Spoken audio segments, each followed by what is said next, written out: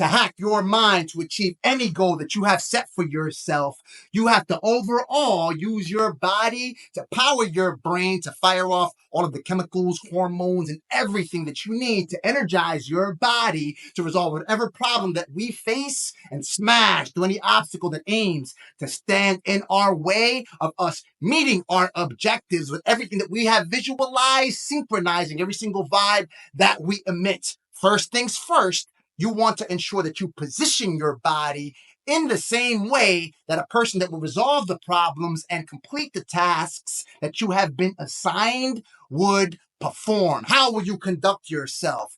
I do not, and you do not want to see yourself crouched or with your arms crossed, trying to seclude all of the doubt and the fear and the negative emotions and self-limiting beliefs that try to contend that you are incapable of accomplishing the tasks required to meet your objectives.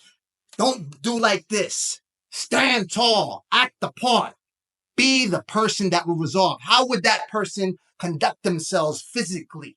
I always tell my son, be like Optimus Prime. He loves Transformers. And even before he was Optimus Prime, he stood tall with his chest out and he walked. We used to troop it out on the Lower East Side to different lounges to freestyle. When I used to rhyme, I used to do hip hop back in the day. We used to walk with the strong foot is what we called it. In other words, fast. Getting to our destination as fast as possible, resolving problems as quickly as possible. Once you encounter something that is complex, then of course you slow down and there are ways for you to calm yourself. Just keep watching and join us on school.com/Rod Squad, our free community where we will delve deeper into every single tactic that I cover on this video. And of course, watch this until the end. School.com/Rod Squad. 2, ensure that you use your breath in order to speed up your heart rate. So you take long, vigorous inhales,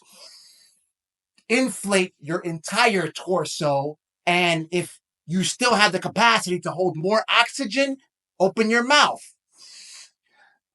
I always do this, for instance, when I have to perform some type of heavy lifting, when I am working out. If, for instance, I'm about to do pull-ups or I'm about to lift the most amount of weight that I lift, when performing functional exercises, I first breathe in through my nose as much as I can, inflating my torso, and then my mouth.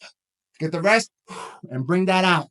Exhale as quickly as possible. If you see Shaolin monks, they'll take a 1-minute breath, getting every single bit of energy through the oxygen that they are inhaling to perform all of these magnificent feats that you see them balancing themselves on javelins and holding on to water buckets while bending themselves backwards on a pole or a log somewhere. When you take these long, vigorous inhales, then your heartbeat starts to get faster and starts to pump blood to every single part of the body that you need to operate to resolve whatever problem that you encounter. The other thing is ensure that you get enough sleep. And one of the ways, talking about breath, that you can get good sleep is to be mainly a nose breather. Try to breathe through your nose as much as possible. Of course, I just said that to breathe in through your mouth if you still have capacity to take in more oxygen. Of course, do that to get that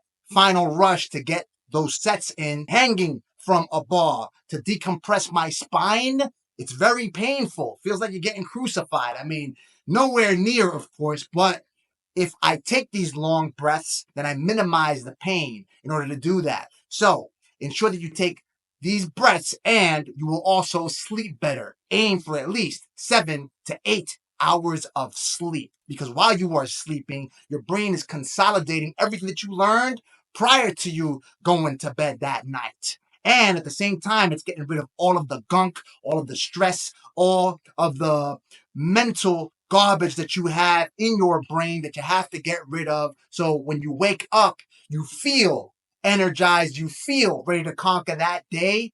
And if I don't sleep, honestly, I'm not able to do everything that I need to do at full capacity. The other thing is that while you are sleeping, you are also resolving problems that were unresolved prior to you going to sleep. So your neurons are blasting faster while you are sleeping. That's why you get these crazy dreams going. And that's why they say sometimes sleep on it, because when you wake up, you may have resolved the problem because your brain just worked that much efficiently. Your subconscious mind is still tackling the problem and resolving, taking this part, removing it, adding another part here until you come up with a viable solution. 4, as soon as you get up, get to work.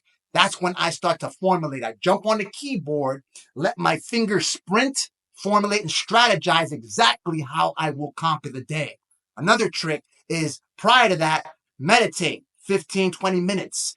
Of course, don't get too involved with a morning ritual. Before, I used to work out as soon as I'd wake up, but I don't do that anymore. I do not want to cannibalize all of that post-sleep energy with such close proximity to when my brain was operating subconsciously, firing off my neurons as fast as possible, resolving all of those problems that I faced prior to going to sleep. So I jump on the keyboard and my fingers start sprinting, writing out every single word. Remember, the word shall become flesh that I use to structure each and every single sentence that drafts the strategy I will execute to conquer the day, getting into flow so that all my reward chemicals, dopamine, oxytocin, serotonin, endorphins, noradrenaline, and anandamide are firing off simultaneously to come up with the most efficient way for me to achieve any goal I have set.